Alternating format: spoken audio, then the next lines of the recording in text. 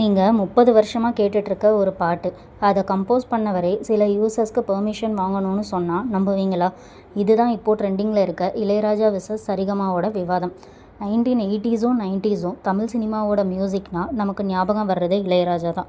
ஆனால் இப்போ எல்லாரும் பேசுகிறதே காப்பிரைட் இஷ்யூவை பற்றி. நம்ம ஒரு பாட்டு கேட்கும்போது அது ஒருத்தரோட உழைப்பு தான்னு நினச்சிருப்போம்.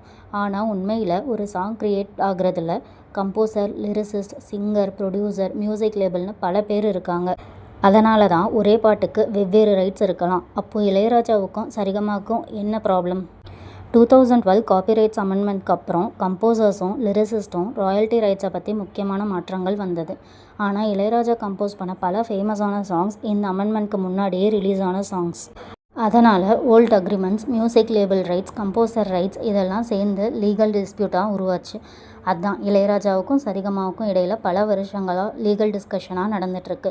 ஸோ இந்த பாட்டு இளையராஜாவுக்கு தான் சொந்தம், இல்லை சரிகமாவுக்கு தான் சொந்தம்னு ஒரே ஆன்சர் சொல்ல முடியாது. எந்த ரைட்ஸ் பற்றி பேசுகிறோம், எந்த சாங், எந்த அக்ரிமெண்ட்ங்கிறத பொறுத்து தான் ஆன்சர் மாறும்.